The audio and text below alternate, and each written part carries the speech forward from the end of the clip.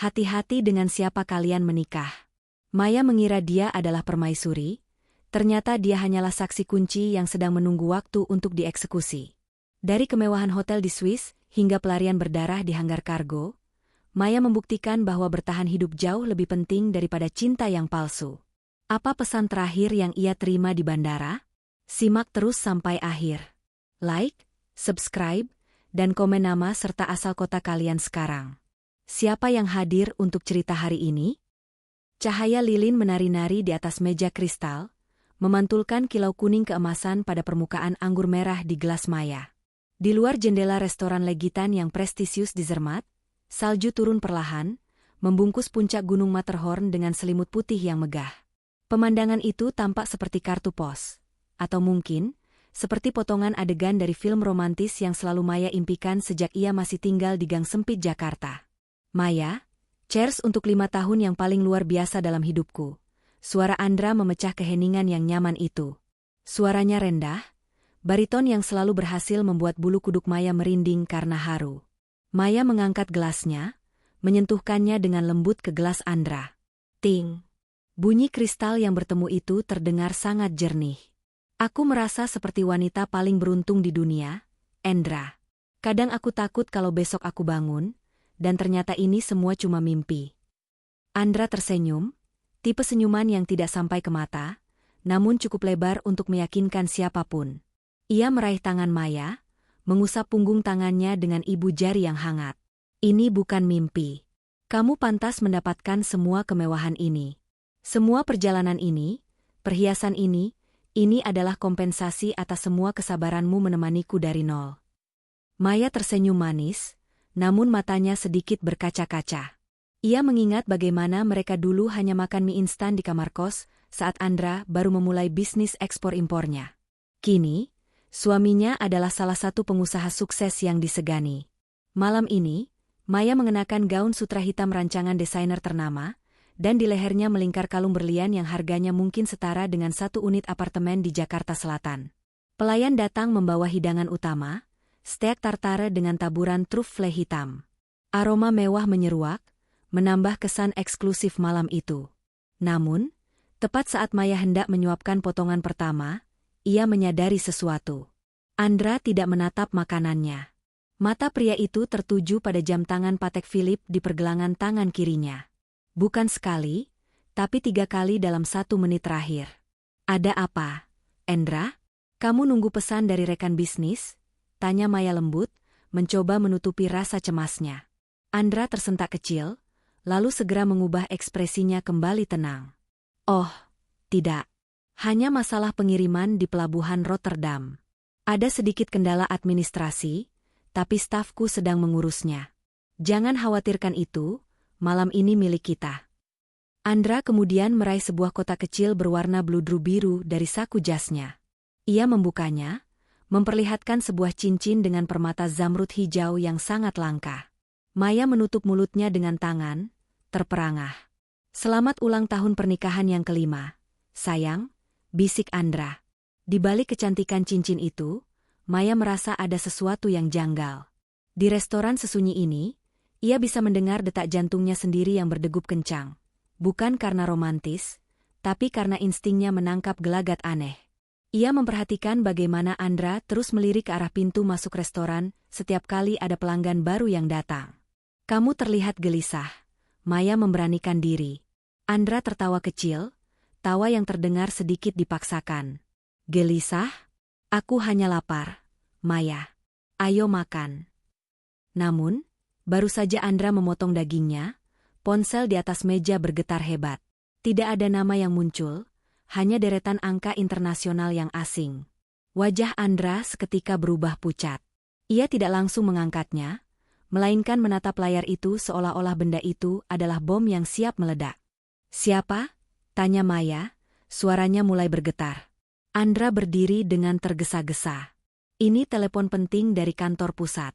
Aku harus bicara di luar agar tidak mengganggu pelanggan lain. Tunggu di sini, oke? Jangan kemana-mana. Aku hanya sebentar.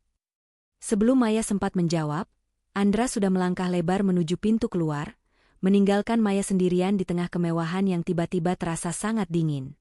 Maya memperhatikan punggung suaminya dari balik jendela kaca.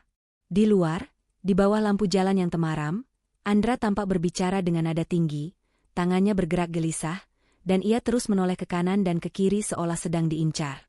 Maya menarik napas panjang, mencoba menenangkan dirinya. Ia meneguk anggurnya hingga tandas, berusaha meyakinkan diri bahwa suaminya hanya sedang stres karena pekerjaan. Namun, di dalam hatinya, sebuah suara kecil berbisik, sesuatu yang besar sedang disembunyikan darimu. Malam yang sempurna itu baru saja retak, dan retakannya mulai menjalar ke segala arah. Maya tidak tahu bahwa menit-menit berikutnya akan mengubah hidupnya dari seorang istri yang dipuja menjadi seorang tawanan dalam pelarian. 5 menit berlalu, namun kursi di depan Maya masih kosong. Di atas meja, potongan steak milik Andra mulai mendingin, lemaknya memutih, tanda bahwa kehangatan malam itu telah menguap. Maya menatap keluar jendela besar restoran, berusaha menangkap bayangan suaminya di antara kepingan salju yang kian lebat. Ia melihat Andra di trotoar seberang, berdiri di bawah bayangan lampu jalan yang berkedip. Andra tidak lagi berbicara di telepon. Ia tampak sedang berdebat dengan bayangannya sendiri, atau mungkin dengan seseorang yang tersembunyi di balik pilar bangunan tua di sana. Maya merasakan sesak di dadanya. 5 tahun pernikahan mereka dibangun di atas fondasi kepercayaan yang ia anggap kokoh. Namun, ekspresi ketakutan yang sempat ia tangkap di wajah Andra tadi bukan ketakutan seorang pengusaha yang merugi. Itu adalah ketakutan seseorang yang rahasianya mulai terendus. "Permisi, Nyonya. Apakah Anda ingin saya menghangatkan hidangan ini kembali?" Suara pelayan pria dengan aksen Swiss yang kental mengejutkannya. Maya tersentak, mencoba memaksakan senyum sopan. "Tidak, terima kasih. Suami saya akan segera kembali." Pelayan itu mengangguk simetris dan berlalu. Namun, kepergian pelayan itu digantikan oleh kehadiran sosok lain yang membuat bulu kuduk Maya meremang. Dari sudut matanya, ia melihat seorang wanita tua bergerak mendekat. Wanita itu tidak terlihat seperti tamu restoran kelas atas. Ia mengenakan jubah wol tebal berwarna abu-abu kusam dengan syal hitam yang menutupi sebagian wajahnya yang keriput. Wanita itu tidak berhenti di meja lain. Ia berjalan lurus ke arah Maya dengan langkah yang tenang namun penuh penekanan. Sebelum Maya sempat bertanya atau memanggil pelayan, wanita itu sudah berdiri tepat di sampingnya. Bau harum bunga melati yang layu, aroma yang sangat khas Indonesia, tercium kuat dari pakaiannya. "Waktu adalah kemewahan yang tidak kau miliki saat ini, Nak," bisik wanita itu. Maya terpaku. Suara itu serak, namun pengucapan bahasa Indonesianya sangat fasih, kontras dengan suasana pegunungan Alpen di sekitar mereka. Maya menoleh, matanya membelalak. "Siapa Anda? Bagaimana Anda bisa?" Wanita tua itu tidak menjawab pertanyaan Maya. Matanya yang kelabu menatap tajam, seolah bisa menembus hingga ke dasar rahasia Maya yang paling dalam. Dengan gerakan yang sangat cepat dan terlatih, ia meletakkan sebuah amplop coklat besar yang tampak berat di atas pangkuan Maya, di bawah serbet makan yang menutupi paha Maya. "Andra bukan pelindungmu. Dia adalah penjagamu. Dan hari ini, gerbang penjara itu mulai terbuka," lanjut wanita itu dengan nada dingin yang menusuk tulang. "Apa maksud Anda? Suami saya sedang di luar, dia..." "Suamimu sedang menghitung berapa harga yang pantas untuk menyerahkanmu," potong wanita itu.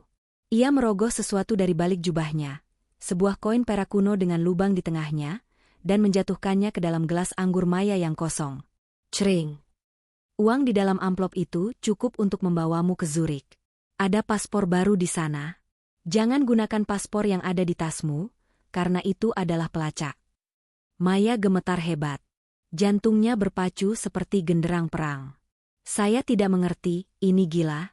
Saya akan memanggil keamanan." Wanita tua itu condong ke arah telinga Maya, napasnya terasa dingin. "Jangan melihat keluar jendela sekarang. Jika kau melihatnya, mereka akan tahu kau sudah sadar.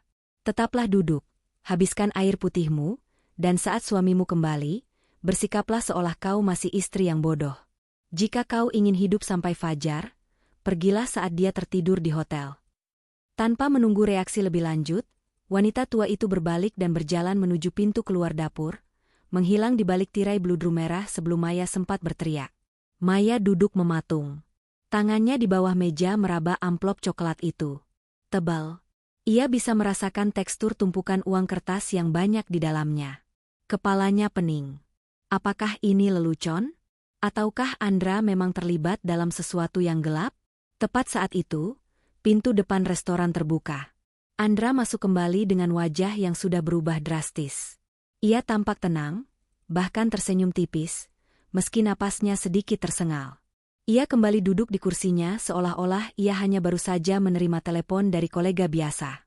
Maaf ya, sayang. Masalah di Rotterdam sedikit pelik, tapi semua sudah terkendali, ucap Andra sambil meraih pisau dan garpunya kembali. Ia menatap Maya, lalu keningnya berkerut melihat gelas anggur Maya yang kosong. Kamu sudah menghabiskannya? Mau pesan 1 botol lagi? Maya berusaha sekuat tenaga agar tangannya tidak gemetar di atas meja. Ia merasakan berat amplop di pangkuannya, sebuah beban yang baru saja menghancurkan dunia indahnya dalam hitungan detik. Tidak, Andra. Aku tiba-tiba merasa sedikit pusing.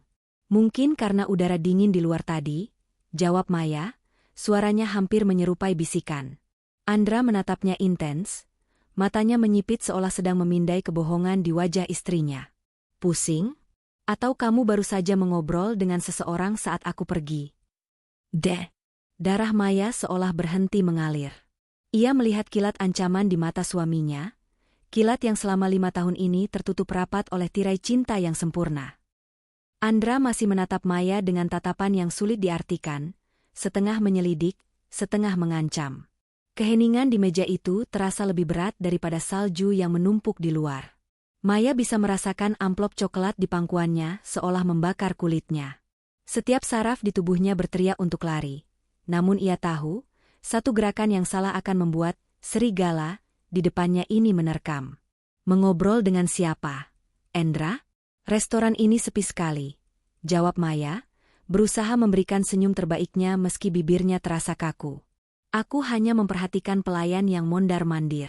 Kamu terlalu lama di luar. Andra tidak langsung menjawab. Ia meraih gelas air putihnya, meminumnya perlahan tanpa melepaskan pandangan dari mata Maya. Begitu ya? Baguslah.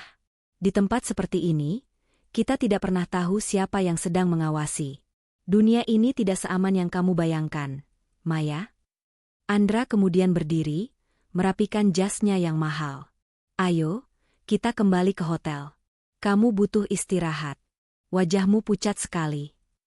Perjalanan kembali ke hotel dilakukan dalam diam. Mobil mewah yang menjemput mereka terasa seperti peti mati berjalan bagi Maya. Di dalam kegelapan kabin mobil, Maya merogoh tasnya, memastikan amplop pemberian wanita tua itu terselip aman di balik lipatan gaunnya yang lebar. Ia teringat kata-kata wanita itu, jangan gunakan paspor di tasmu, itu adalah pelacak. Sesampainya di kamar penthouse mereka yang megah, Andra langsung menuju bar kecil dan menuangkan whisky. Maya berjalan menuju balkon, pura-pura mengagumi pemandangan zermat di malam hari, padahal otaknya sedang berputar kencang. Ia harus melihat isi amplop itu. Aku mau mandi dulu, Andra. Badanku rasanya kaku semua, pamit Maya tanpa menoleh. Jangan lama-lama, sayang. Ada hal penting yang ingin kubicarakan setelah ini, sahut Andra dari balik sofa, suaranya terdengar dingin dan berwibawa. Maya segera masuk ke kamar mandi luas yang berlapis marmer itu. Ia mengunci pintu, menyalakan keran bathtub dengan volume maksimal untuk menyamarkan suara, lalu duduk di lantai. Dengan tangan gemetar, ia membuka amplop coklat tersebut. Matanya membelalak. Di dalamnya terdapat tumpukan uang euro dalam pecahan besar, mungkin sekitar 50.000 euro. Namun yang lebih mengejutkan adalah sebuah paspor Indonesia dengan foto wajahnya, tetapi dengan nama yang berbeda, Saraswati. Di bawah paspor itu, ada selembar foto lama yang sudah agak kusam. Foto itu menunjukkan seorang pria muda yang sangat mirip dengan Andra, berdiri di depan sebuah gudang tua bersama seorang pria lain yang wajahnya dicoret dengan tinta merah. Di balik foto itu tertulis sebuah pesan singkat dengan tulisan tangan yang rapi. Andra bukan pengusaha. Dia adalah pembersih jejak. Kamu adalah target terakhir dari kasus tahun 2020 yang ingin mereka hilangkan. Ingatlah siapa orang tuamu yang sebenarnya. Napas Maya tersengal. Kasus 2020? Orang tuanya meninggal dalam kecelakaan mobil tahun itu. Setidaknya itulah yang dikatakan Andra saat mereka pertama kali bertemu di pemakaman. Saat itu, Andra muncul sebagai pahlawan, pengacara muda yang membantu mengurus seluruh warisan orang tuanya yang ternyata pailit. Tiba-tiba, terdengar ketukan keras di pintu kamar mandi. "Maya, kenapa airnya keras sekali? Kamu baik-baik saja di dalam?" Suara Andra terdengar tepat di balik pintu. Maya tersentak hingga hampir menjatuhkan paspor itu ke lantai yang basah. Dengan sigap, ia menyembunyikan semuanya kembali ke dalam amplop, lalu menyembunyikannya di bawah tumpukan handuk bersih di lemari bawah wastafel. "Iya, Endra. Sebentar, aku cuma sedang mencoba sabun mandinya, baunya enak sekali," seru Maya dengan nada yang dibuat ceria. Ia membasuh wajahnya dengan air dingin, mencoba mengusir rasa takut yang hebat. Ia menatap pantulan dirinya di cermin. Siapa dia sebenarnya? Apakah hidupnya selama 5 tahun ini hanyalah sebuah skenario panjang yang disusun oleh pria yang ia cintai? Saat Maya membuka pintu kamar mandi, Andra berdiri tepat di depan pintu. Ia tidak lagi memegang gelas whisky. Tangannya berada di dalam saku celana, dan tatapannya sangat tajam. "Kamu lama sekali," ucap Andra pelan. Ia melangkah masuk ke dalam kamar mandi, melewati Maya, dan menatap ke arah wastafel. Baunya memang enak. "Tapi Maya, kamu lupa mematikan ponselmu di atas tempat tidur." Andra mengeluarkan ponsel milik Maya dari sakunya. Layarnya menyala. "Ada pesan masuk dari nomor yang tidak kukenal," kata Andra sambil menunjukkan layar ponsel itu ke depan wajah Maya. Pesan itu berbunyi, "Burung sudah dalam sangkar. Eksekusi dilakukan sebelum fajar." Darah Maya terasa membeku. Ia menatap suaminya, mencari sisa-sisa cinta di mata itu, namun yang ia temukan hanyalah kekosongan yang mengerikan. Konflik batin Maya meledak, antara ingin percaya bahwa suaminya adalah korban, atau menerima kenyataan bahwa suaminya adalah sang algojo. "Apa maksud pesan ini, Endra?" tanya Maya, suaranya pecah. Andra mendekat, membelai pipi Maya dengan punggung tangannya yang dingin. "Artinya, sayang, permainan sandiwara kita sudah selesai. Aku sudah berusaha menunda ini selama 5 tahun karena aku benar-benar menyukaimu. Tapi sayangnya, instruksi dari atas tidak bisa dibantah lagi." Maya mundur selangkah, namun punggungnya menabrak dinding marmer yang dingin. Ancaman itu nyata. Sosok antagonis yang selama ini bersembunyi di balik jas mahal, dan senyum manis itu kini telah menampakkan wujud aslinya. Identitas Maya yang sebenarnya, identitas yang bahkan ia sendiri lupakan, kini menjadi alasan mengapa nyawanya berada di ujung tanduk. Hawa dingin di kamar mandi itu terasa lebih menusuk daripada salju di luar sana. Tangan Andra yang membelai pipi Maya terasa seperti bilah es. Maya bisa melihat pantulan dirinya di mata Andra. Dia tampak seperti rusa yang terpojok, sementara suaminya adalah pemburu yang baru saja melepas topeng keramahannya. 5 tahun, Endra. Apa semua itu hanya akting? Suara Maya bergetar, nyaris hilang tertelan suara gemericik air bathtub yang lupa ia matikan. Andra tertawa kecil, sebuah tawa kering yang tak memiliki jiwa. "Tidak semuanya, Maya. Aku benar-benar menikmati peran sebagai suami pengusaha sukses. Tapi kau harus paham, di dunia ini, tidak ada yang gratis. Perlindungan yang kuberikan padamu selama 5 tahun ini harganya sangat mahal. Dan sekarang, tagihannya sudah jatuh tempo." Tiba-tiba, terdengar ketukan ritmis di pintu kamar hotel, 3 ketukan pendek, 1 ketukan panjang. Kode. Wajah Andra mengeras. Ia melepaskan cengkeramannya pada pipi Maya. "Tetap di sini. Jangan berani-berani keluar atau menyentuh telepon hotel kalau kau masih sayang nyawamu," ancamnya sebelum berbalik dan keluar dari kamar mandi, mengunci pintunya dari luar. Klik. Maya tersungkur di lantai marmer. Jantungnya berdegup kencang hingga telinganya berdenging. Ia tidak punya waktu untuk menangis. Dengan gerakan cepat, ia meraih kembali amplop coklat di bawah tumpukan handuk.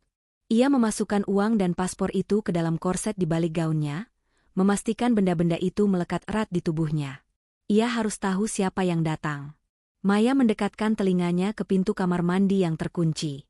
Suara sayup-sayup percakapan terdengar dari ruang tengah. Dia sudah tahu, suara pria lain, berat dan kasar. Bukan suara orang Indonesia. Dia mulai curiga. Wanita tua itu berhasil mendekatinya di restoran tadi. Kalian teledor. Itu suara Andra, penuh amarah yang ditekan. Itu tidak penting lagi. Perintah dari pusat sudah jelas. Identitas aslinya sebagai ahli waris tunggal aset Pratama Group harus dikubur malam ini juga. Kita tidak bisa membiarkan dia sampai ke pengadilan internasional di Den Haag. Maya menutup mulutnya dengan tangan agar tidak berteriak. Ahli waris Pratama Group? Nama itu pernah ia dengar di berita saat ia masih kecil. Sebuah perusahaan raksasa yang hancur karena skandal korupsi besar yang melibatkan pejabat tinggi negara. Jadi, kecelakaan orang tuanya bukan sekadar nasib buruk. Itu adalah pembunuhan terencana, dan dia adalah saksi kunci yang selama ini dijaga agar tetap bungkam melalui sebuah pernikahan palsu. Maya melihat ke arah jendela kecil di atas bathtub. Itu adalah satu-satunya jalan keluar. Dengan susah payah, ia memanjat bak mandi, membuka jendela geser itu, dan hawa badai salju langsung menerpa wajahnya. Di bawah sana, ada langkan sempit yang menghubungkan balkon kamar mandi dengan tangga darurat di samping gedung. Saat ia sedang bersiap untuk memanjat keluar, ia melihat ke bawah, ke arah pelataran hotel. Di sana, berdiri seorang pria tegap mengenakan trench coat hitam, menatap lurus ke arah jendela kamarnya. Pria itu memegang sebuah alat komunikasi dan memberikan kode ke arah lantai atas. Itu adalah sosok antagonis yang tadi ia lihat di lorong restoran, pria yang mengetahui identitas aslinya. Maya segera menarik kepalanya kembali. Ia terjebak. Di depan pintu ada suaminya yang siap mengeksekusinya, di bawah ada kaki tangan organisasi yang mengincarnya. Ia kembali turun ke lantai, matanya liar mencari sesuatu. Di sudut wastafel, ia melihat botol pembersih kaca berbahan kimia keras dan sebuah korek api hias milik Andra yang tertinggal. Sebuah ide gila muncul di kepalanya, ide yang ia pelajari dari film-film laga, namun kini menjadi satu-satunya harapan untuk menciptakan distraksi.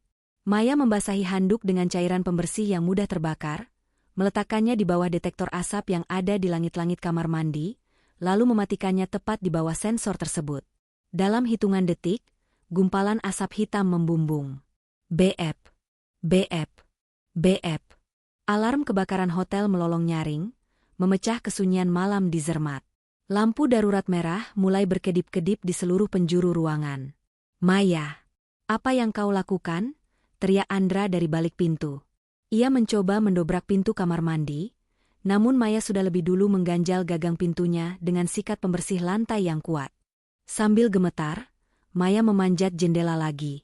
Salju yang licin membuat pijakannya tidak stabil. Ia merayap di atas langkan sempit, sementara di dalam kamar, ia mendengar pintu kamar mandi jebak. Sialan, dia kabur lewat jendela, suara Andra menggelegar. Maya terus bergerak, angin kencang nyaris menghempaskan tubuhnya dari ketinggian lantai 5. Ia berhasil mencapai tangga darurat besi yang membeku. Saat ia menoleh ke belakang, ia melihat bayangan Andra muncul di jendela, menatapnya dengan kemarahan yang meluap. Kau tidak akan bisa lari jauh, Maya. Tidak ada tempat di dunia ini yang bisa menyembunyikanmu dariku. Maya tidak menjawab. Ia menuruni tangga secepat mungkin, kakinya yang hanya beralaskan sepatu high heels terasa mati rasa karena dingin. Di bawah, ia melihat kerumunan tamu hotel yang panik keluar karena alarm kebakaran. Ini kesempatannya untuk menghilang di antara keramaian. Namun, tepat saat ia mencapai lantai dasar, sebuah tangan kasar mencengkeram lengannya. Mau kemana, Nyonya? Pria berjas hitam yang tadi mengawasinya di bawah kini berdiri tepat di depannya. Senyumnya tampak mengerikan di bawah lampu darurat yang berkedip merah. Maya terperangkap di antara kobaran api palsu yang ia ciptakan dan predator nyata yang sudah menunggunya di jalanan. Cengkeraman di lengan Maya terasa seperti catut besi. Pria berjas hitam itu tidak berteriak. Ia justru mendekatkan wajahnya, memberikan senyum yang lebih mirip seringai binatang buas. Di sekeliling mereka, tamu-tamu hotel berlarian keluar dengan piyama dan mantel bulu, panik karena raungan alarm kebakaran yang masih memekakan telinga. Ikut saya dengan tenang, atau kerumunan ini akan melihat sedikit pertumpahan darah, bisik pria itu dalam bahasa Inggris yang kaku. Maya bisa merasakan moncong benda keras. Mungkin sebuah pistol yang dilengkapi peredam, menekan pinggangnya di balik gaun sutranya. Jantungnya berdegup begitu kencang, hingga ia merasa bisa pingsan kapan saja. Namun, di tengah ketakutan itu, kata-kata wanita tua itu kembali bergema. Bersikaplah seolah kau masih istri yang bodoh. Maya mengatur napasnya. Ia tidak meronta. Sebaliknya, ia menjatuhkan tubuhnya, pura-pura lemas dan menangis histeris. Tolong. Suami saya masih di atas. Dia terjebak api. Teriak Maya dengan suara melengking, menarik perhatian beberapa tamu hotel dan petugas keamanan yang sedang mengevakuasi massa. Pria itu terkejut. Ia tidak menyangka Maya akan membuat kegaduhan di tengah keramaian. Orang-orang mulai menoleh. 2 orang petugas keamanan hotel berlari mendekat. Ada apa, Nyonya? Tanya petugas itu sigap. Pria ini, dia bilang dia melihat suami saya pingsan di lorong lantai 5. Tolong, bawa dia ke atas, tunjukkan jalannya. Tangis Maya pecah, air matanya mengalir deras, sebagian besar karena rasa takut yang nyata. Pria berjas hitam itu terpaku. Jika ia menolak, ia akan dicurigai. Jika ia ikut, ia akan terjebak di dalam gedung yang sedang disisir petugas. Dalam sepersekian detik keraguan pria itu, Maya menyentakkan lengannya sekuat tenaga dan berlari masuk ke dalam kerumunan tamu yang sedang berdesakan menuju area parkir bus wisata. Ia tidak menoleh ke belakang. Ia melepas sepatu high heels-nya dan berlari dengan kaki telanjang di atas salju yang membekukan. Rasa dingin itu tidak ada apa-apanya dibandingkan panasnya rasa pengkhianatan yang membakar dadanya. Maya melihat sebuah bus wisata besar yang mesinnya sedang menyala, siap membawa tamu ke area evakuasi di pusat kota. Ia menyelinap masuk melalui pintu belakang yang hampir tertutup, duduk di barisan paling belakang, dan menyembunyikan wajahnya di balik syal panjang yang ia temukan tertinggal di kursi. Dari jendela bus yang mulai berembun, ia melihat ke arah hotel. Di sana, di balkon lantai 5, Andra berdiri. Suaminya tidak tampak panik karena api. Ia berdiri tenang, memegang ponsel di telinganya, matanya menyisir kerumunan di bawah dengan dingin. Maya tahu, Andra tidak akan melepaskannya. Bagi Andra, Maya bukan lagi seorang istri. Dia adalah aset yang bocor dan harus segera dimusnahkan. Bus mulai bergerak. Maya menyandarkan kepalanya, mencoba berpikir jernih. Ia meraba korsetnya. Amplop coklat itu masih di sana. Uang, paspor baru dengan nama Saraswati, dan foto lama itu. Ia mengeluarkan foto itu kembali. Pratama Group. Nama itu adalah kunci dari semua kegilaan ini.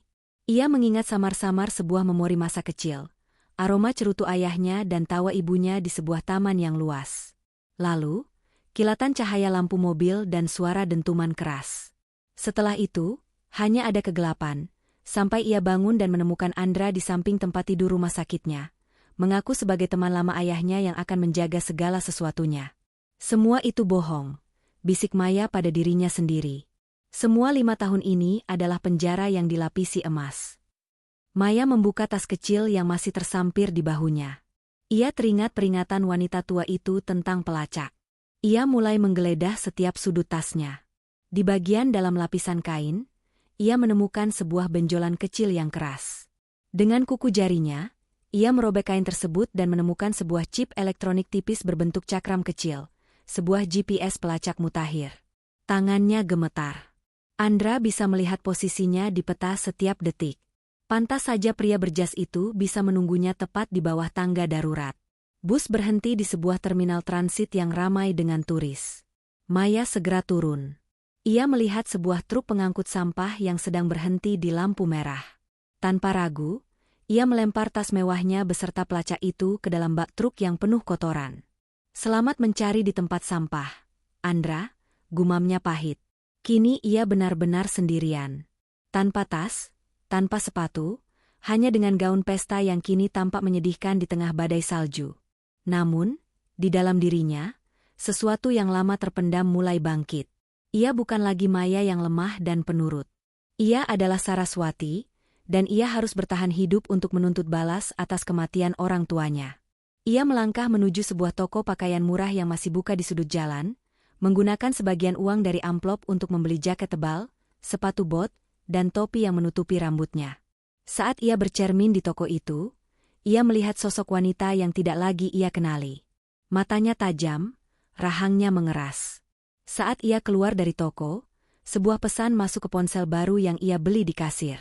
Pesan itu bukan dari Andra, bukan pula dari wanita tua itu. Pesan itu hanya berisi sebuah koordinat lokasi di Zurich dan satu kalimat singkat.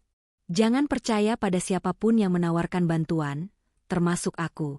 Datanglah ke alamat ini jika kau ingin tahu siapa yang sebenarnya membunuh orang tuamu. Maya meremas ponsel itu. Labirin ini semakin rumit, dan setiap langkah yang ia ambil terasa seperti menginjak ranjau. Ia harus menuju Zurich, namun ia tahu, stasiun kereta dan jalan raya pasti sudah dijaga oleh orang-orang Andra. Pengepungan yang sesungguhnya baru saja dimulai. Stasiun kereta api Zermatt di tengah malam seharusnya menjadi tempat yang sunyi. Namun bagi Maya, setiap derap langkah di atas lantai porselen terdengar seperti detak bom waktu. Dengan jaket tebal murahan dan topi rajut yang ditarik rendah hingga menutupi alis, ia mencoba melebur di antara sisa-sisa turis yang menunggu kereta terakhir menuju Zurich. Maya duduk di sudut paling gelap ruang tunggu, memeluk tas plastik berisi pakaian lamanya, gaun sutra hitam yang kini terasa seperti kulit ular yang baru saja ia tanggalkan. Matanya terus melirik ke arah layar jadwal keberangkatan. Kereta Glacier Express menuju Zurich akan tiba dalam 10 menit. 10 menit yang terasa seperti 10 tahun. Ia kembali teringat isi tas kerja Andra yang sempat ia intip sekilas sebelum mereka berangkat ke restoran tadi malam. Di sana ada sebuah map biru.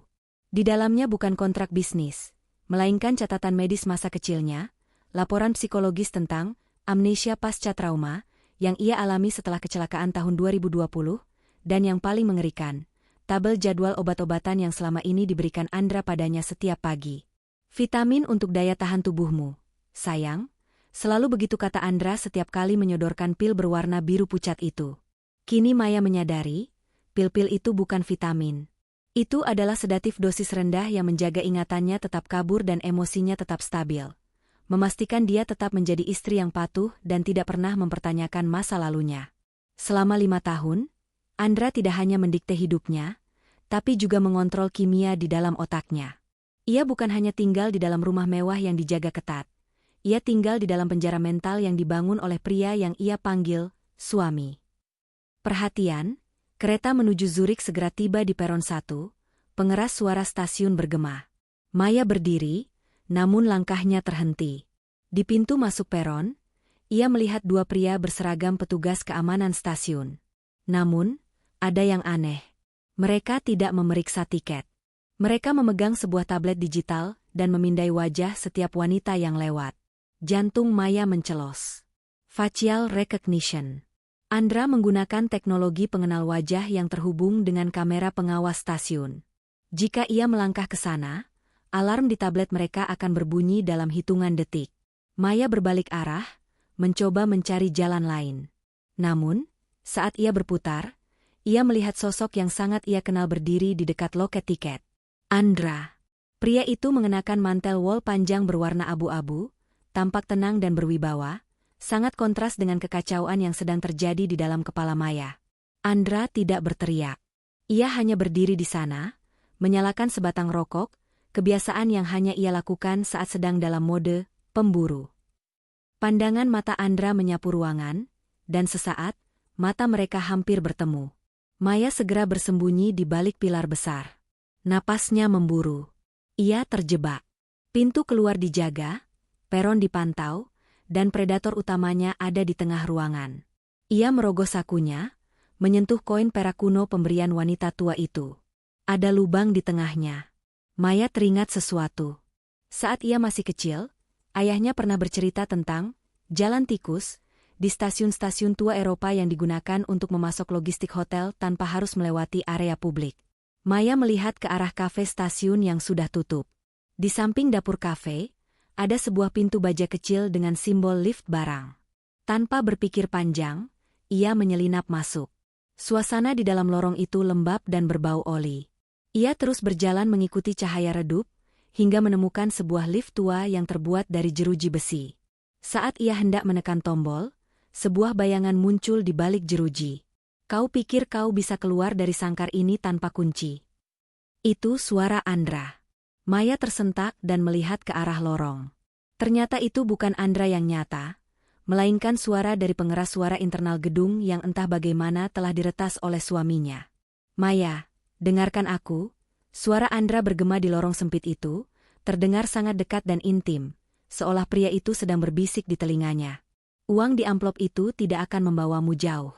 Wanita tua itu, dia hanya memanfaatkanmu untuk menjatuhkan aku. Begitu aku jatuh, kau tidak akan punya nilai lagi bagi mereka. Kau akan dibuang seperti sampah. Maya menatap speaker di langit-langit dengan kemarahan yang meluap.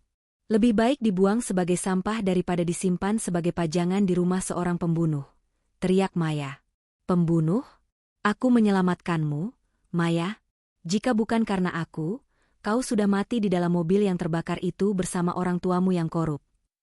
Bohong. Datanglah padaku, sayang. Kita bicarakan ini baik-baik. Aku punya tiket ke Maladewa. Kita lupakan semua ini. Kita mulai dari awal lagi. Nada suara Andra berubah menjadi lembut, sangat manipulatif. Maya menekan tombol lift dengan kasar. Lift bergerak turun menuju lantai bawah tanah yang terhubung dengan terowongan kereta logistik. Saat pintu lift tertutup, ia melihat dari celah jeruji, Andra muncul di ujung lorong. Wajah suaminya tidak lagi lembut. Wajah itu dingin, datar, dan mematikan. Di lantai bawah tanah, Maya menemukan jalur rel kargo yang gelap. Ia mulai berlari menyusuri rel, mengabaikan rasa sakit di kakinya. Ia tahu, di ujung terowongan ini adalah jalan keluar menuju pinggiran kota, jauh dari jangkauan kamera pengenal wajah di stasiun utama. Ia berhenti sejenak untuk mengatur napas. Di tengah kegelapan terowongan, ia membuka kembali pesan di ponsel barunya. Koordinat di Zurich itu merujuk pada sebuah gedung tua di kawasan industri. Maya menyadari sesuatu yang lebih mengerikan. Jika Andra tahu segalanya, apakah wanita tua itu juga bagian dari rencana ini? Apakah dia sedang berlari dari satu sangkar emas menuju sangkar besi yang lain? Aku tidak akan menjadi pion siapapun lagi, tekad Maya. Ia terus melangkah di kegelapan, sementara di atas sana, suara sirine polisi mulai terdengar menyisir area stasiun. Sangkar emas itu memang sudah runtuh, namun kini ia berada di medan perang yang sesungguhnya. Angin dingin dari terowongan logistik menyambar wajah Maya saat ia berhasil keluar di sebuah area bongkar muat yang sepi, beberapa kilometer di luar pusat Zermatt. Salju di sini lebih tebal, tidak tersentuh oleh kaki turis. Di kejauhan, lampu-lampu kota tampak seperti bintang yang jatuh ke bumi. Namun bagi Maya, itu adalah mata predator yang sedang mengintai. Ia berjalan tertatih menyusuri jalan setapak di pinggir hutan pinus, berusaha mencari tumpangan atau kendaraan apapun yang bisa membawanya menjauh. Namun, sebuah cahaya lampu depan mobil yang sangat terang tiba-tiba muncul dari arah belakang, membelah kegelapan dan membutakan pandangannya. Maya mencoba lari ke dalam semak-semak, namun sebuah suara ban yang berdecit keras di atas aspal beku menghentikannya. Sebuah sedan hitam mewah berhenti tepat di sampingnya. Pintu terbuka, dan seorang pria turun. Bukan Andra. Pria itu adalah sosok antagonis yang tadi mencengkeramnya di hotel, sang eksekutor. Namun kali ini, ia tidak sendiri. Di belakangnya, Andra melangkah keluar dari kegelapan barisan pepohonan, seolah-olah ia memang sudah menunggu Maya di titik ini. Kau selalu suka jalan pintas, Maya. Tapi kau lupa, aku yang membangun peta hidupmu, ucap Andra. Ia melangkah mendekat, langkah kakinya terdengar berat di atas salju yang mengeras. Pria berjas hitam itu menarik senjata dari balik mantelnya, sebuah pistol dengan peredam suara. Ia mengarahkannya tepat ke dada Maya. Andra, tunggu, teriak Maya, suaranya parau karena udara dingin dan ketakutan. Kau bilang kau mencintaiku. Kau bilang kau menjagaku. Andra berhenti 3 langkah di depan Maya. Wajahnya tertimpa cahaya lampu mobil, menciptakan bayangan yang mengerikan. Aku memang mencintaimu, Maya, sangat mencintaimu, tapi cinta tidak bisa membayar hutang nyawa. Orang-orang di belakangku, mereka tidak peduli pada perasaan. Mereka hanya peduli pada keamanan aset mereka. Aset apa, Endra? Nama orang tuaku? Hartaku? Maya berteriak, air mata mulai membeku di pipinya. Kau membunuh mereka. Kau adalah bagian dari orang-orang yang menghancurkan keluargaku. Andra terdiam sejenak. Ada kilat keraguan di matanya, sebuah retakan kecil pada topeng batunya. Aku tidak punya pilihan, Maya. Saat itu, Aku hanya seorang kacung yang ditugaskan membersihkan TKP. Tapi saat aku melihatmu di dalam mobil itu, berlumuran darah namun masih bernapas, aku tidak bisa menarik pelatuknya. Aku membawamu pergi. Aku menciptakan identitas baru untukmu. Aku memberikanmu hidup yang indah selama 5 tahun. Hidup yang indah? Maya tertawa pahit, tawa yang terdengar seperti tangisan. Kau memberiku obat agar aku lupa. Kau memenjarakanku dalam kebohongan. Itu bukan cinta, Andra. Itu adalah rasa bersalah yang kau bungkus dengan kemewahan. Pria berjas hitam itu mulai tidak sabar. Andra, waktu kita habis. Selesaikan sekarang, atau aku yang akan menyelesaikan kalian berdua. Andra menatap pistol itu, lalu menatap Maya. Tangannya gemetar. Ini adalah puncaknya. Di satu sisi, ada perintah organisasi yang menjamin keselamatannya. Di sisi lain, ada wanita yang selama 5 tahun ini menjadi pusat dunianya, meski dunia itu dibangun di atas fondasi yang busuk. Berikan amplop itu, Maya, pinta Andra, suaranya kembali lembut, hampir memohon. Berikan paspor itu dan kembalilah bersamaku. Aku akan bicara pada mereka. Aku akan menjamin kau tetap aman, asal kau tetap menjadi Maya. Lupakan Saraswati. Lupakan Zurich. Kita pergi ke Amerika Selatan, tempat di mana mereka tidak bisa menyentuh kita. Maya menatap amplop yang tersembunyi di balik jaketnya. Di tangannya kini ada pilihan, menyerah dan kembali menjadi pajangan yang tidak berdaya namun selamat secara fisik, atau bertaruh nyawa demi kebenaran yang pahit. Tidak, jawab Maya tegas. Matanya menatap lurus ke dalam mata Andra. Saraswati tidak akan mati lagi malam ini. Maya, jangan bodoh, bentak Andra. Tiba-tiba, sebuah suara ledakan kecil terdengar dari arah hutan. Bukan suara tembakan, melainkan kembang api suar, flare, berwarna merah yang meluncur ke langit.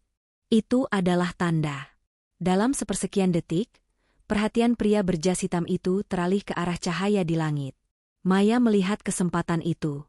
Ia tidak lari menjauh, melainkan menerjang ke arah Andra. Bukan untuk memeluknya, tapi untuk merebut kunci mobil yang tergantung di pinggang suaminya. Terjadi pergulatan singkat di atas salju. Maya berhasil menyentakkan kunci itu, namun Andra mencengkeram bahunya kuat kali ini bukan dengan kasih sayang, tapi dengan keputusasaan. Lepaskan aku, Andra. Maya menghantamkan kepalanya ke wajah Andra, membuat suaminya terjungkal ke belakang. Tembak dia, teriak pria berjas hitam itu saat ia berhasil memfokuskan kembali senjatanya. Phut, phut. 2 tembakan dengan peredam suara dilepaskan. Maya merasakan panas yang menyengat di lengannya, namun ia berhasil masuk ke dalam mobil sedan hitam yang mesinnya masih menyala. Dengan tangan gemetar, ia memasukkan gigi mundur dan menginjak gas sedalam-dalamnya. Mobil itu melesat mundur, menabrak tumpukan salju sebelum berputar arah. Melalui spion, Maya melihat Andra berdiri di tengah jalan, wajahnya bersimbah darah karena hantaman tadi. Suaminya tidak mengejarnya. Ia hanya berdiri di sana, menatap mobil itu menjauh dengan tatapan yang kosong. Tatapan seorang pria yang tahu bahwa ia baru saja kehilangan segalanya. Maya terus memacu mobil itu menuju jalan raya utama yang mengarah ke Zurich. Lengannya berdarah, namun ia tidak merasakannya. Adrenalin telah mematikan rasa sakitnya. Ia telah memilih. Ia memilih untuk selamat, meskipun itu berarti ia harus meninggalkan satu-satunya orang yang pernah ia anggap sebagai dunia. Namun, saat ia mulai merasa sedikit aman di jalan tol yang sunyi, ponsel barunya bergetar. Sebuah notifikasi dari aplikasi pelacak yang entah bagaimana terpasang otomatis di sana. Sebuah pesan suara singkat dari wanita tua itu, "Kau sudah melintasi batas, Saraswati. Tapi ingat, di dunia ini, tidak ada pelarian yang benar-benar gratis. Harga untuk kebebasanmu baru saja dibayar oleh orang lain." Maya meremas kemudi. Ia tidak mengerti maksud pesan itu, sampai ia melihat sebuah mobil hitam lain membuntutinya dari kejauhan dengan lampu yang sengaja dipadamkan. Pengejaran ini belum berakhir. Ini baru saja memasuki babak yang lebih berdarah. Lampu jalan tol menuju Zurich tampak seperti garis-garis cahaya yang kabur saat Maya memacu sedan hitam itu, hingga kecepatan 160 km per jam. Luka tembak di lengan atasnya mulai terasa berdenyut, rasa panasnya kini berganti menjadi nyeri yang tajam dan dingin.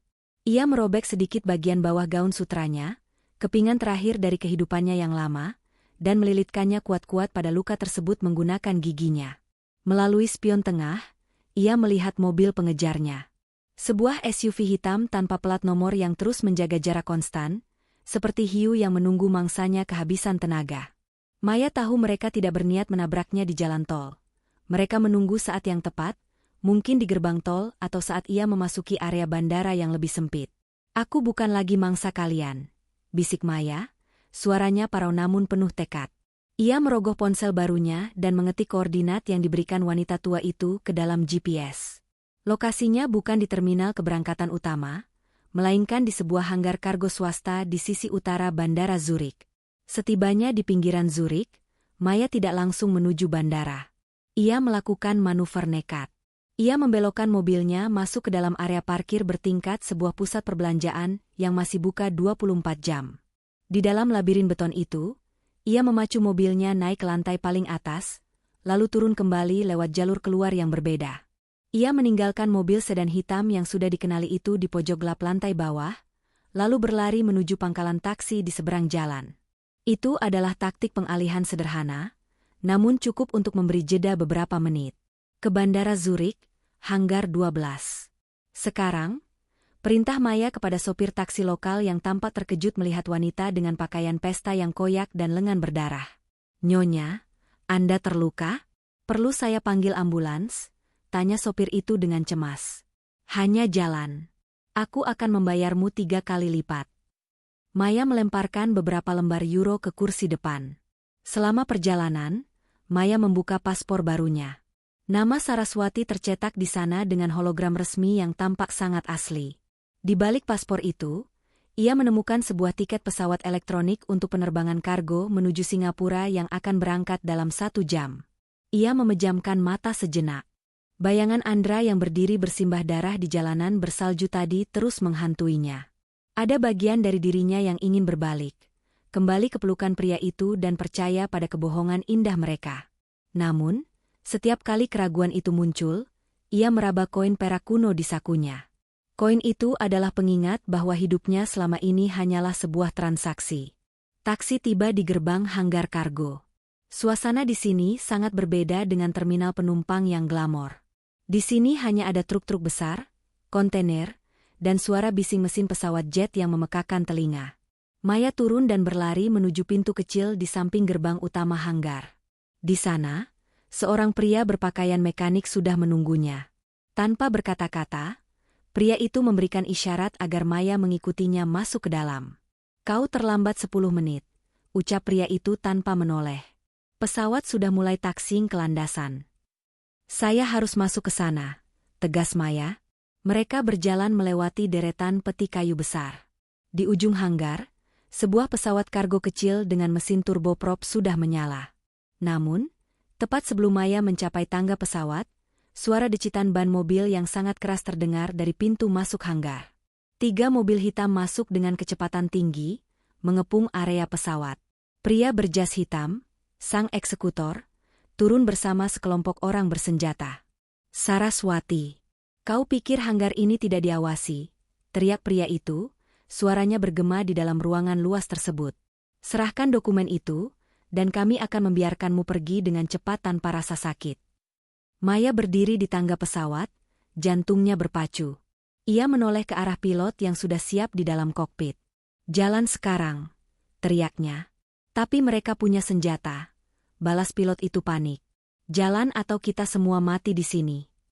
Tiba-tiba, dari arah belakang kerumunan pria bersenjata itu, terdengar suara tembakan. Namun bukan ke arah Maya, melainkan ke arah ban mobil-mobil hitam tersebut. Sebuah mobil lain, sebuah van putih tua, menerjang masuk ke dalam hanggar, menabrak barisan pengejar Maya. Wanita tua yang memberikan peringatan di restoran tadi muncul dari dalam van.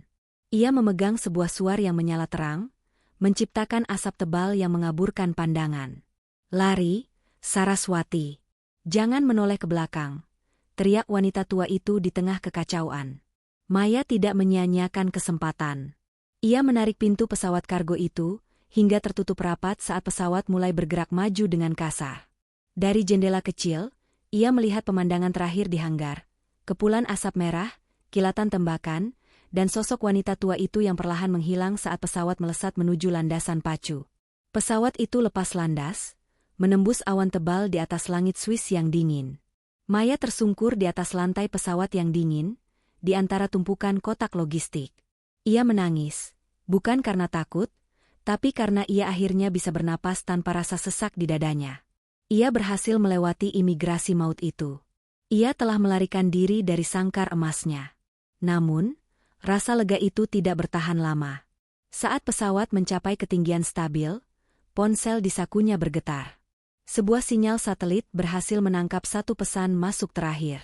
Maya membukanya dengan tangan gemetar. Pesan itu bukan dari Andra. Bukan pula dari organisasi. Itu adalah pesan otomatis yang dikirimkan dari sistem keamanan hotel yang telah ia tinggalkan. Isinya hanya sebuah lampiran video singkat. Maya menekannya. Video itu menunjukkan lobi hotel tempat mereka menginap. Di sana, di tengah kerumunan polisi, ia melihat tubuh seseorang yang ditutupi kain putih sedang diangkat ke dalam ambulans. Jam tangan Patek Philippe yang dikenali Maya melingkar di pergelangan tangan yang menjuntai lemas dari balik kain itu. Maya menutup mulutnya, menahan jeritan yang menyesakkan. Pesan teks menyusul di bawah video itu. Kau selamat. Tapi suamimu tidak. Dia memilih untuk tidak menembakmu, dan itu adalah pelanggaran kontrak yang hanya bisa dibayar dengan nyawa. Air mata Maya jatuh membasahi layar ponselnya. Ia selamat, tapi ia telah kehilangan segalanya. Bahkan pria yang telah membohonginya selama 5 tahun. Pelariannya bukan lagi tentang kemenangan. Ini adalah awal dari sebuah penebusan yang berdarah. Pesawat kargo itu membelah langit malam yang pekat, membawa Maya jauh dari pegunungan Alpen yang kini terasa seperti kuburan bagi kenangannya. Di dalam kabin yang bising oleh deru mesin, Maya duduk meringkuk di sudut ruang kargo. Ia menatap layar ponselnya yang retak, di mana pesan kematian Andra masih terpampang jelas. Kau selamat, tapi suamimu tidak. Kalimat itu berulang-ulang menghantam benaknya. Air mata yang sejak tadi mengalir kini mengering, menyisakan tatapan mata yang dingin dan kosong. Andra, pria yang memenjarakannya dalam kebohongan selama 5 tahun, akhirnya membayar harga tertinggi untuk satu-satunya tindakan jujur yang pernah ia lakukan, membiarkan Maya lari. Maya meraba luka di lengannya yang sudah mulai mengering, lalu meraba amplop coklat di balik jaketnya. Ia mengeluarkan foto lama yang menunjukkan wajah ayahnya. Untuk pertama kalinya dalam 5 tahun, ingatan Maya terasa jernih. Sedatif itu sudah hilang dari sistem tubuhnya. Ia ingat sekarang. Ia ingat malam kecelakaan itu.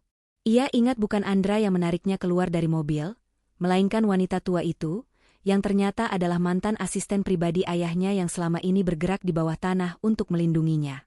Andra hanyalah pion yang dikirim organisasi untuk mengawasi Maya agar ia tidak pernah mengingat apapun.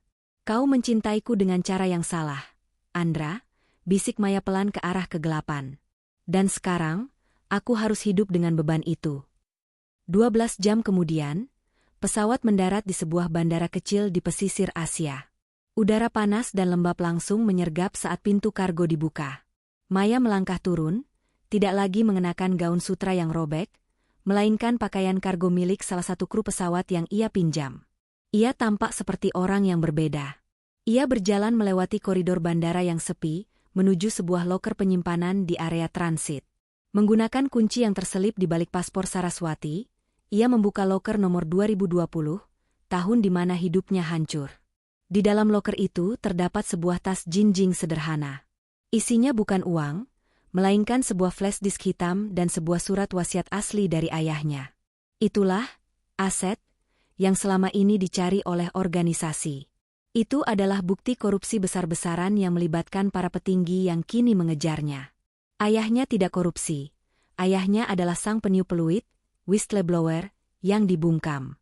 Maya duduk di bangku bandara, menyalakan laptop yang tersedia di area lounge. Ia memasukkan flash disk tersebut. Ratusan dokumen terbuka. Nama-nama besar muncul di sana, orang-orang yang selama ini ia lihat di berita sebagai pahlawan bangsa, namun ternyata adalah monster di balik layar. Ini untuk ayah. Ini untuk ibu, gumam Maya.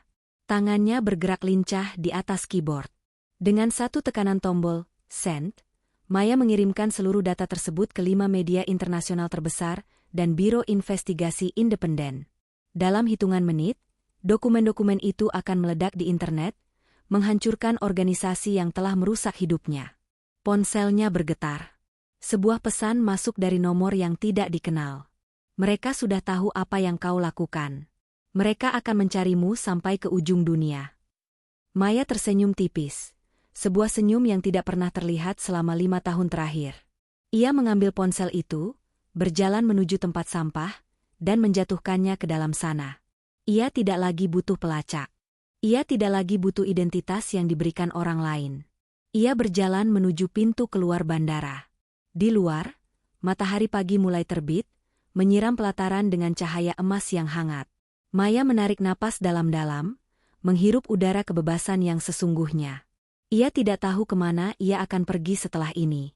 Ia tidak punya rumah, tidak punya suami, dan identitasnya sebagai Maya telah mati di Swiss. Namun, saat ia melangkah keluar, ia melihat wanita tua itu berdiri di dekat sebuah mobil tua. Wanita itu mengangguk kecil, memberikan hormat yang tulus.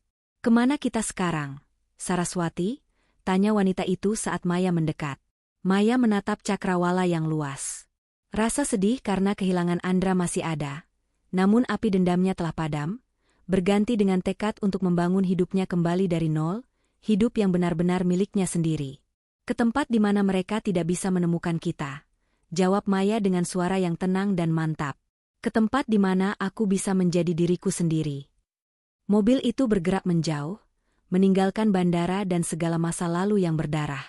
Di belakang mereka, layar televisi di ruang tunggu bandara mulai menampilkan berita utama, skandal korupsi terbesar abad ini terungkap. Maya telah menang. Ia bukan lagi tawanan dalam sangkar emas. Ia adalah sang penyintas yang berhasil meruntuhkan kerajaan maut dengan tangannya sendiri. Kisah ini memang bukan tentang cinta yang berakhir bahagia, melainkan tentang keberanian seorang wanita untuk berhenti menjadi korban dan mulai menjadi tuan bagi nasibnya sendiri. Tama. Model 1, Gaya, Misteri o Konspirasi. Pernahkah kalian membayangkan, pria yang memelukmu setiap malam dan membisikkan kata cinta, ternyata adalah orang yang memegang kontrak kematianmu? Malam itu di Swiss, di bawah bayangan gunung Matterhorn yang indah, makan malam romantis Maya berubah menjadi mimpi buruk saat sebuah pesan masuk. "Kau selamat, tapi suamimu tidak." Apa yang sebenarnya terjadi dalam 5 tahun pernikahan mereka? Simak kisah nyata tentang pengkhianatan dan pelarian maut ini sampai habis. Jangan lupa like, subscribe, dan tulis di kolom komentar nama serta asal kota kalian. Absen dulu yuk. Hadir dari mana saja hari ini? Model 2, Gaya, Adrenalin Ketegangan. Bayangkan kalian sedang berada di bandara, siap untuk memulai hidup baru, namun sebuah notifikasi ponsel mengubah rasa lega menjadi teror yang mencekam. Suami Maya baru saja tewas sebagai harga dari kebebasannya. Maya harus memilih, tetap menjadi istri yang patuh namun mati, atau lari sebagai buronan dengan identitas yang tidak pernah ia kenal. Ini bukan sekadar cerita cinta, ini adalah perjuangan bertahan hidup yang akan membuat jantung kalian berdegup kencang. Pastikan tonton sampai akhir karena plot twistnya sangat tidak terduga. Like dan subscribe sekarang, dan silakan komen nama serta kota asal kalian. Hadir. Model 3, Gaya, Sentimental Pahit. Cinta itu buta, tapi bagi Maya, cinta adalah penjara berlapis emas. Selama 5 tahun ia mengira hidupnya sempurna, sampai seorang wanita tua di sebuah restoran mewah di Swiss membisikkan satu rahasia, "Suamimu adalah pembunuh orang tuamu." Bagaimana rasanya saat orang yang paling kita percayai ternyata adalah musuh terbesar kita? Ikuti perjalanan pedih Maya mengungkap kebenaran di balik kematian suaminya. Sebelum lanjut, klik tombol subscribe dan like dulu ya. Tulis nama dan kota kalian di kolom komentar, absen hadir sekarang juga. Model 4, Gaya, Interogasi o Provokatif. Siapa yang berani bertaruh nyawa demi sebuah rahasia masa lalu? Maya melakukannya. Di tengah badai salju Swiss, ia meninggalkan kemewahannya demi sebuah paspor palsu dan tumpukan uang dari orang asing. Dia melarikan diri dari pria yang paling ia cintai demi sebuah nyawa yang hampir ia lupakan. Apakah Maya benar-benar selamat? Atau ia masuk ke lubang yang lebih dalam? Simak kronologi lengkapnya di video ini. Jangan lupa dukung channel ini dengan like dan subscribe. Komentar nama dan asal kota kalian di bawah ya. Siapa saja yang sudah hadir? Model 5, gaya, plot twist instan. Kisah ini dimulai dengan segelas anggur mahal dan diakhiri dengan kabar kematian di ruang tunggu bandara. Maya mengira suaminya, Andra, adalah pahlawannya. Namun di balik jas mewahnya, Andra adalah seorang pembersih jejak berdarah. Saat alarm kebakaran hotel berbunyi, bukan api yang Maya hindari, melainkan pistol suaminya sendiri. Bagaimana akhir dari pelarian maut ini? Tonton sampai selesai. Ayo like, subscribe, dan absen di kolom komentar dengan format, nama, spasi, kota asal. Hadir. Model 6, gaya, empatih kekuatan wanita. Ini adalah kisah tentang Saraswati, seorang wanita yang dipaksa lupa akan jati dirinya melalui obat-obatan dan kebohongan. Selama 5 tahun ia hidup sebagai Maya, istri dari seorang pengusaha sukses, tanpa tahu bahwa ia sedang dipelihara oleh pembunuh keluarganya sendiri. Saat ingatannya kembali, dunia di sekitarnya runtuh. Mari kita bedah bagaimana cara Maya membalas dendam dengan cara yang paling elegan. Klik like dan subscribe untuk konten menarik lainnya. Jangan lupa absen nama dan kota kalian. Sudah hadir belum? Model 7. Gaya, cinematic storytelling. Zermatt, Swiss. Salju turun dengan damai, namun di dalam sebuah restoran mewah, sebuah konspirasi besar sedang mulai terkuak. Sebuah koin perak kuno menjadi tanda bahwa hidup Maya dalam bahaya. Pesan terakhir yang ia terima akan membuat kalian merinding. Suaminya tewas karena membiarkannya pergi. Kenapa Andra memilih mati demi Maya? Jawabannya ada di akhir video ini. Pastikan kalian subscribe dan like. Tuliskan nama dan kota kalian di bawah. Mari kita lihat siapa saja yang hadir menyimak kisah ini. Model 8, gaya, to the pound intense. Hati-hati dengan siapa kalian menikah. Maya mengira dia adalah permaisuri, ternyata dia hanyalah saksi kunci yang sedang menunggu waktu untuk dieksekusi. Dari kemewahan hotel di Swiss hingga pelarian berdarah di hanggar kargo, Maya membuktikan bahwa bertahan hidup jauh lebih penting daripada cinta yang palsu. Apa pesan terakhir yang ia terima di bandara? Simak terus sampai akhir. Like, subscribe, dan komen nama serta asal kota kalian sekarang. Siapa yang hadir untuk cerita hari ini?